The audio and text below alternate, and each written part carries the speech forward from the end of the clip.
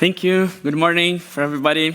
And thank you for being here to listen to me. First of all, sorry for any mess with English. I just came from Brazil and we have some problem with English there, but I think I will run that.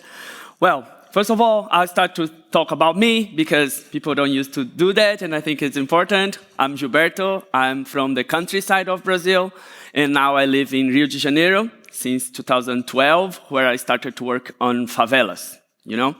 I love to cross the city.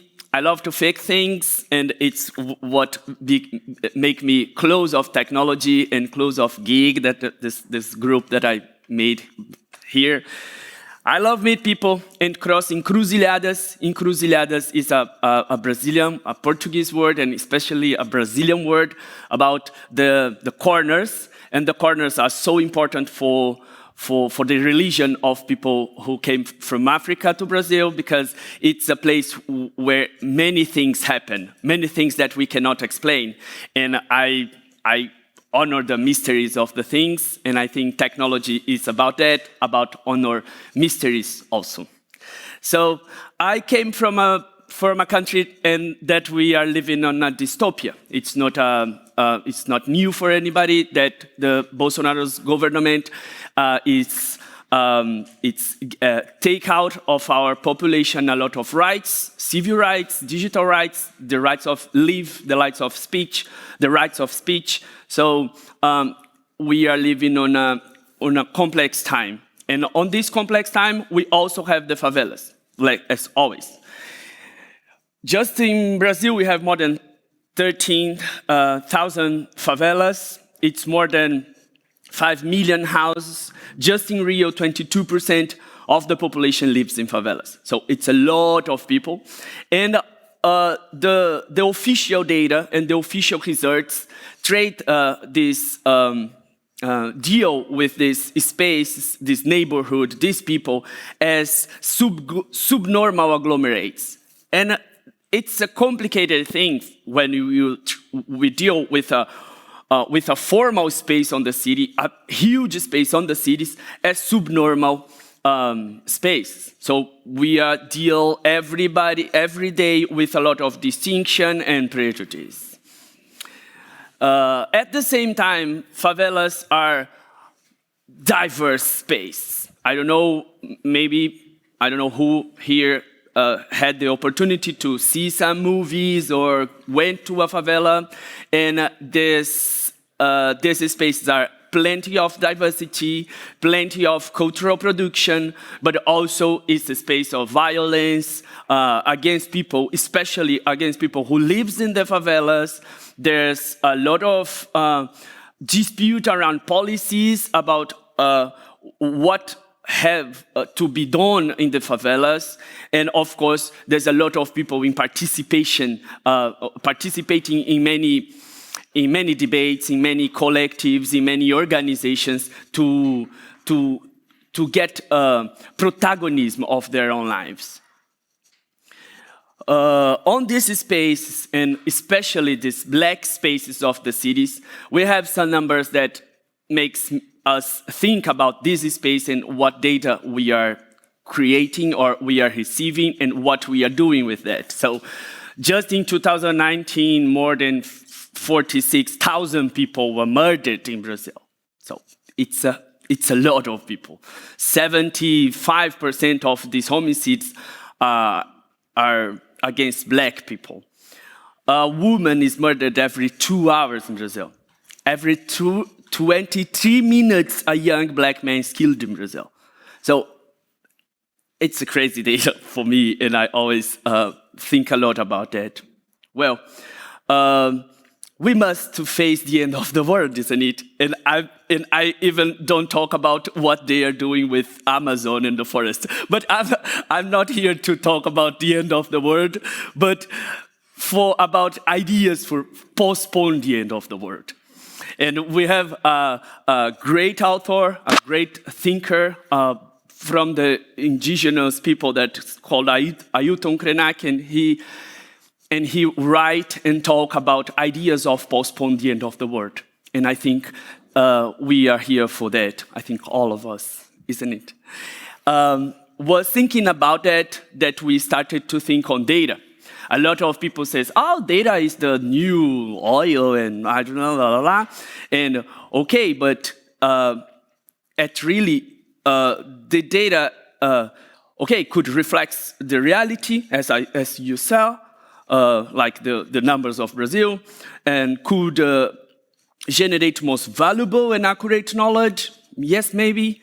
The results of data processing can be used to make better decisions about the world. Yes, but you saw the numbers, and we have Bolsonaro as president. So what the data are making for our lives? Of course, at the same time, there's a lot of concentration of capital, surveillance, colonization in all the process where data is involved, or almost always. And it was thinking about that we started as a group of young people that lives in different favelas in Brazil. We start to think about territorialization data, racialization data. And we start to think about what could happen on data debates around, around many issues if we are more diverse on processing data, on analyzing data, on monitoring public services through data, through public data. We started to think that we could improve our citizenships if we engage on data things. So it's thinking about that we create a data lab. I will show you a little video about what we are doing. A maioria das pesquisas tenta descobrir o que todo mundo faz, o que todo mundo pensa, o que todo mundo sabe. Mas você não é todo mundo. Se você é negro, LGBTQIA+, ou moradora do Complexo da Maré, por exemplo, sua realidade não reflete o que as grandes pesquisas apontam. Para provar isso é só olhar pela janela. Mas os outros só sabem disso porque tem quem pesquise você. O Data Lab é uma organização focada na geração cidadã de dados sobre mulheres, pessoas negras, LGBTQIA+, moradores de favela, enfim, quem importa. Juntando esses dados, a gente consegue responder perguntas que pesquisa nenhuma fez, mas que com certeza você já deve ter se perguntado. Tipo, por que até hoje não tem saneamento básico onde eu moro? Ou será que a água da torneira do rico é igual à minha? Entendendo melhor quem você é e em que ponto você está, fica mais fácil saber quais são as mudanças mais importantes para a sua comunidade e como lutar por elas. Data Lab. Dados sobre quem importa. Você. Yes, so the idea is that, data about us, about our lives, about our people, about our territories. This is the staff of Data Lab, so I'm here talking through all these people and representing all these people. And we work with data journalism, training, research, citizen-generated data, as you saw, and advocacy for change on our communities, on our territories. We made some things. I will just show some things that we used to do, like this. We made some cross data about at the pandemic time, and this is just a projection that we did if the schools open in the middle of the pandemic. So how the children could get a COVID if the schools are open, or also in education, we went to research about what the formation of teachers in education, in formal education, for make remote classrooms, remote class by their children, by their students. We did that with Asmina, maybe Elena is there, and we did with other newsrooms of Rio and São Paulo. We made a lot of reports, especially about territoriality, gender, race, these kind of things. We have a project that I used to talk these days here in Republica that is close to the sanitation problems of favela. This is the Maré, the space where Data Lab is, and this is a river, or it used to be a river. And this things is the bathrooms of the house, and the things go directly to the river. So it's an open sewer. And the official data said there's no open sewers in the city. And we start to think, we have some problem with the data. And we created a project, it's called Publica. A lot of people in Brazil use WhatsApp, I think you know, and we start to map what is happening on sanitation in the favela. So if you live in Maré, you can use your WhatsApp to take photos of open sewers as this, or open garbage, or amounts of garbage that stay on the streets. And we started to map this and to create a new database. And the idea is that this database, that we have methodology of collect data, we have the data, and we have some advocacy work with the council people, with the policymakers to say, you are deciding things, you are making policy using a database that is not true, that is not connected to the reality. And I'm showing you with a spreadsheet, if you just make decisions through spreadsheets. So we have a spreadsheet, we have a database here that proves that the policy is not good because people are living on this situation. So it's a huge project that counts with education on the schools, seminars. These 4 girls, this 4 women, is the woman that spread the word of Coco Zapi around the favelas, like convincing people to create data, because the struggle is people want that their problem be solved and not engage on data and produce data for, I don't know when the problem was solved. So, but we are trying to understand how to engage citizens, how to engage people, because we are 20 super engaged young people that love data and this kind of things, but real people that lives, maybe they don't care about data, and that's the challenge. How can we create data visualization that matters for people? This is another research that we did. It's about the approach of the police in São Paulo. We open a questionnaire in the internet and ask a lot of questions for people about the approach that police have, that the situations that they passed with the police.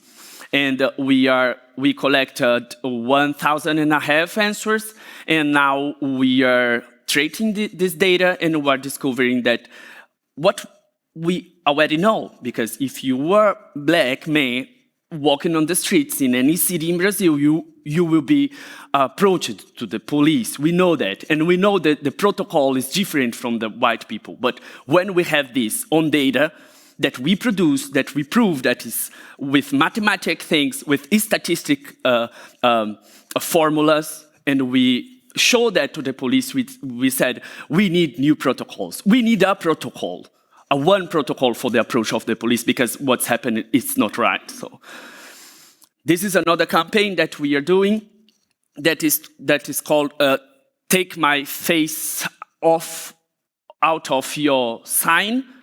And it's about facial recognition or facial recognition technologies on the security services. And we are trying to ban that in Brazil.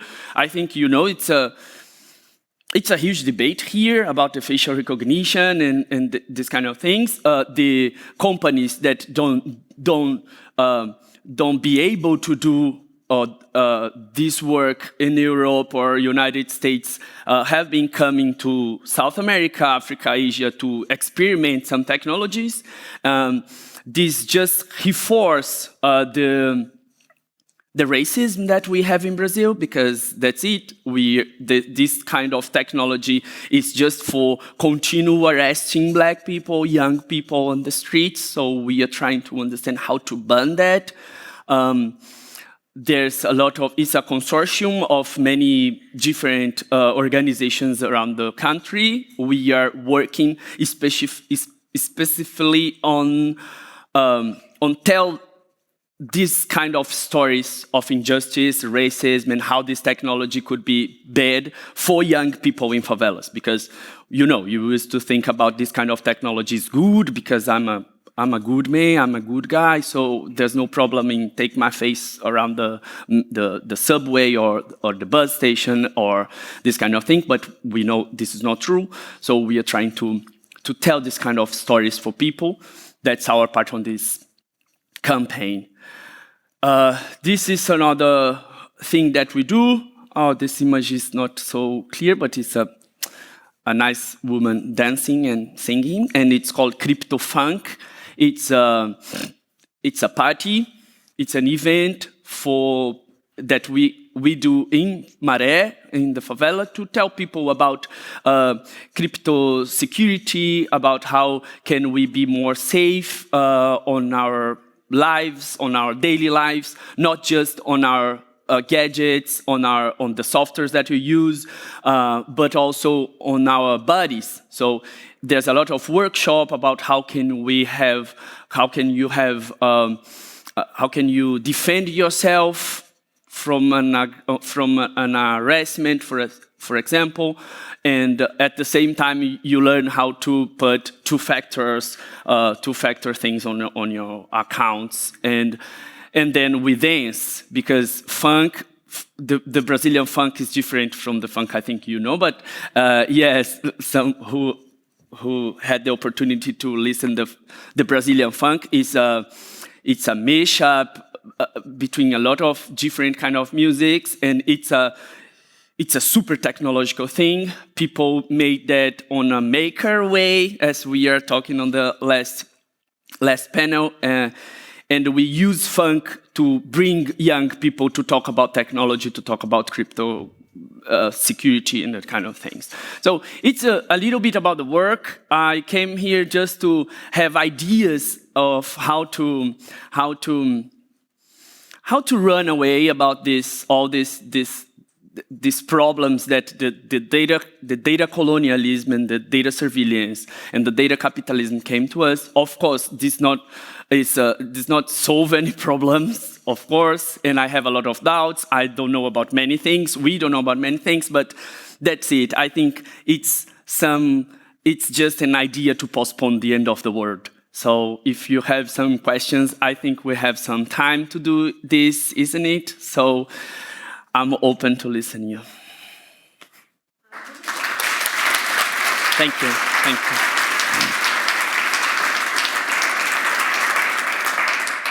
Thank you very much. That's very inspiring. Sorry, microphone. Thank you very much. This is very, very inspiring. Great work. I was wondering about the political effects. So, for example, the sewage project. What happened after you brought it to your contact persons on a political level? Mm-hmm. Yes, nice. We think about that a lot. On this example, a specific example of the sanitation thing, we are making contacts with many people who works with advocacy, really with advocacy on the city. And for example, we produced a letter. It's a sanitation letter of Maré, and this is an instrument that the major is using for the 2030,000 agenda of the ODS, for example. So we are trying to do that. Like on the debate about the major elections, we were the chosen for talk about sanitation on this. So these kind of things, this political thing, like we are the people who talk about sanitation for the candidates on the elections. These kind of things. We have nothing done in the territory yet. This project have 3 years already, and we have nothing. But we have people that are coming, that are seeing. There's another favelas that are replicating that. Like, all we need a Pupusap here because we pass through the same problem. So the idea is that don't let the project die and grow and replicate on other territories and maybe make some noisy for the politicians, you know. But you're not sending immediately. No, at all.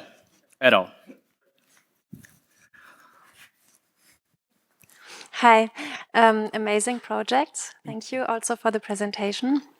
I have a question concerning the data. How do you deal with possible bias due to maybe a difference in the people responding to your call for data and the rest of the population? Yes, that's the problem of all research, isn't it?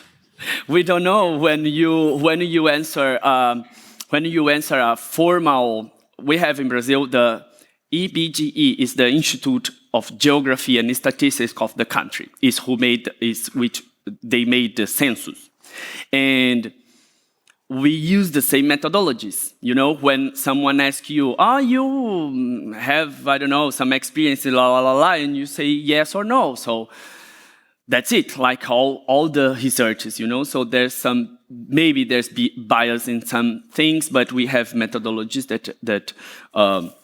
that could block this kind of thing. So we interview a specific statistic number of people. So we have this little number of bias and that we don't consider and this kind of things.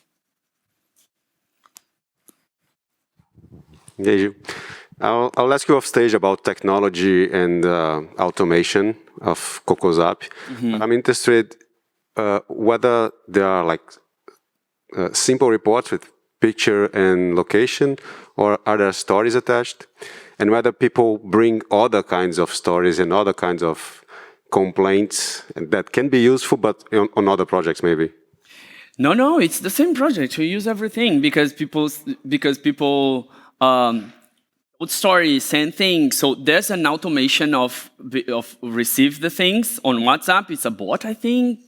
Maybe the guys know better than me, but we still are listening people because it's not so much data, people. It's not like a big database. I think we have 500 lines in 3 years. It's not too much, you know. It's not statistic too much to say, we have here 1,000 and thousands of. So we received the message, and these young ladies, they did this work of listen what is happening. Went to the house of someone last month. We had all street. I think there's 30 or 20 or between 20 and 30 houses that there's no water for 1 week.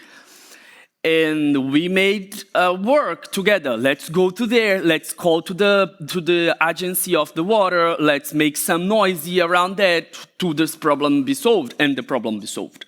So when is this specific things? So we used to do that. So that's it. It's automatic for a side, but we are using the narratives for many things. We work reports every month on the local newspaper that there's 60,000 exemplars per month, and we write reports every month to people using these stories, bring people to tell stories about that.